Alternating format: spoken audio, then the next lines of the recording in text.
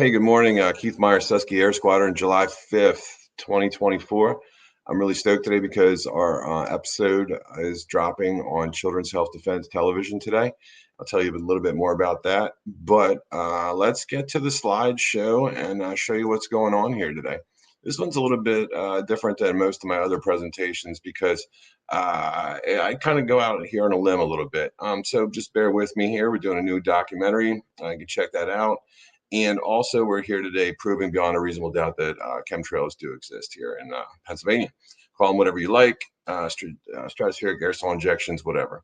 But yeah, check out my presentation here with Dr. Brian Hooker.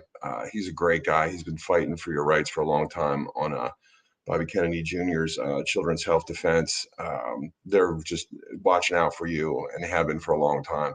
So please check it out. And we're going to talk a little bit about chemtrails versus stratospheric aerosol injections. Check out my data dump. You can find the links below in the comments and in the description.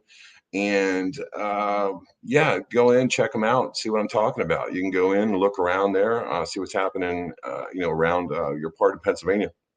But a giant disclaimer today. Today's presentation contains amusing speculation and my own opinion as a snarky observer. I do not claim to be an expert on aircraft. Thank you very much. Again, this presentation is for amusement purposes only. Enjoy. So 14 Town Gap, Father's Day, and I was posted some different stuff here on Hershey and Harrisburg just this morning, so shorts you can check out what I observed going around the mid-state. So I'll show you what I did here at Fort Indian Town Gap, and this was Father's Day in the morning here.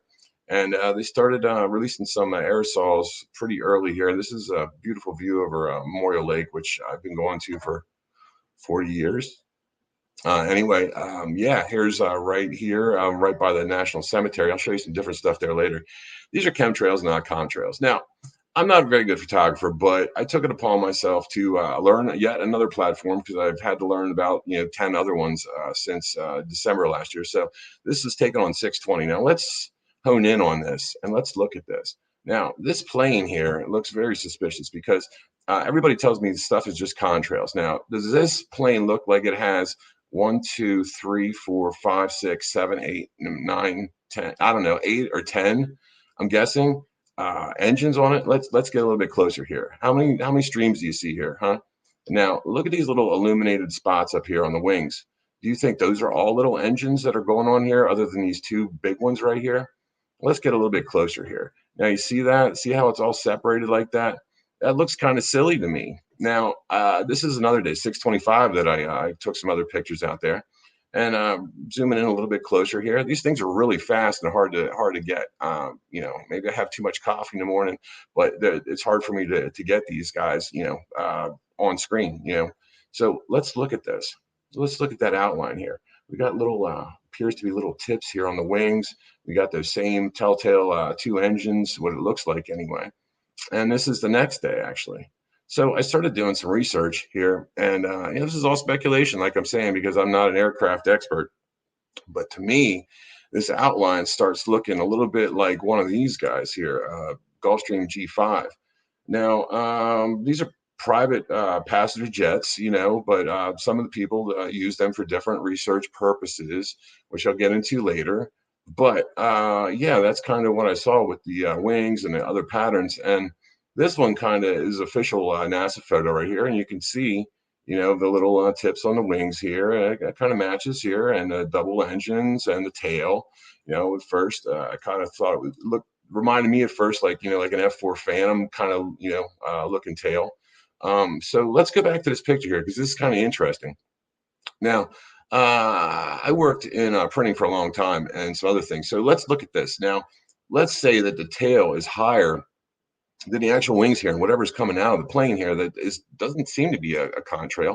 Now that's going to diffuse this color right here. Now look at these official colors here of let's say, oh, this is NASA. That's who this is. Now look at this. You think that could possibly be a percentage, of that color? Here's just another outline shot. So let's look at the official word from the White House about this thing. Look at these colors here. They're kind of pretty close to what's going on. These colors also. So they're telling you what they're going to do here. They're going to sprinkle some stratospheric aerosol injections going around here, and they also tell you what planes they're going to use. Now look at this. This is kind of a coincidence. I mean, this is strange. NASA G5. Endurance of 12 hours and payload of 1,500 pounds or something, 15,000. I'm sorry, I can't read that because I had to blow it up a little bit.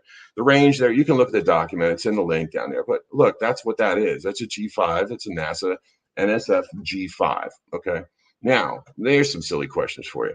Are NASA pilots or a program spraying chemtrails over Pennsylvania whenever they want to over a military base with no oversight? Well, that depends on who you ask. And what's the coincidence with the high EMRs and the deletion of official PA DEP data from ambient air website? Here's another little pic that I caught, and right here you can just zoom in here and see how this shouldn't be happening if that's a real contrail, right? I mean, would the engine have just kicked off there? And why would this be, here as well? Just two different passes, right next to each other. That's kind of sketchy. What did crack me up, though, is the Pennsylvania Department of Health's concern at Memorial Lake for you vaping or smoking around little children here.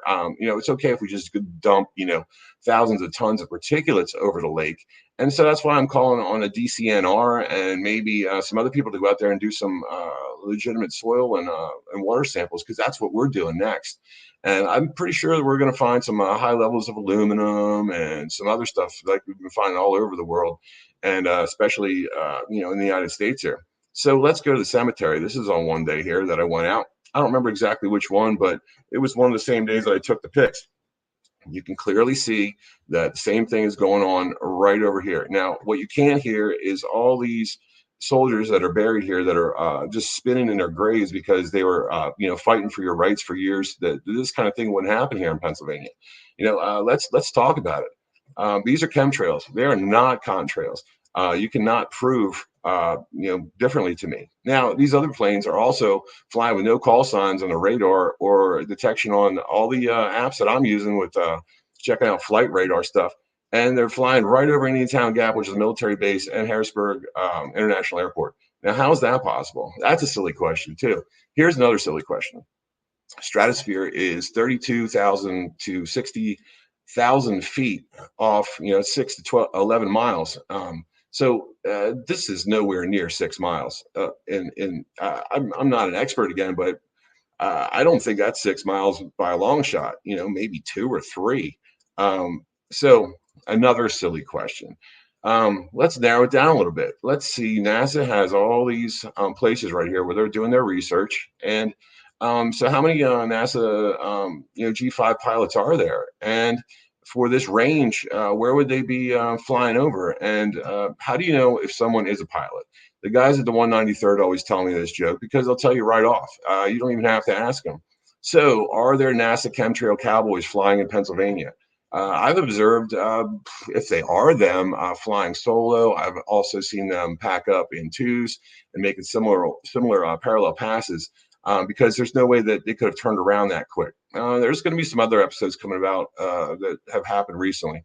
So did NASA or, did they seek a license from the Department of Agriculture here in Pennsylvania for a weather modification? I don't think that they did. They're going to say that, hey, this is federal airspace. We're going to do whatever we want to do. So I would say to them, though, that there is a law in here. And if these pilots, they could lose their license if somebody wanted to enforce the law or somebody had a pair of balls around here. So let's do this. This modification board is just a joke. It has not been enacted since it's been in inception, and it's just been sitting there. So that's why I'm giving out the giant pussy awards today. For everyone in the Commonwealth of Pennsylvania that gets a salary, bennies, and a pension by your tax dollars or remains quiet about this, you guys got to start talking to them and sending them stuff. I'm waiting for answers from the PADEP, the National Guard, the Air National Guard, the Department of Agriculture, the governor's office, and I've reached out to local congressmen here in Pennsylvania and specifically in Lebanon County last week when I let them know I was going public on the 28th. Haven't heard anything. So thanks for watching my non-factual, snarky presentation that was meant entirely for your entertainment. Check out, our website, our new documents, and everything else like that. Thank you so much. I really appreciate everything that you're all doing and your feedback that you're giving me. Have a great day.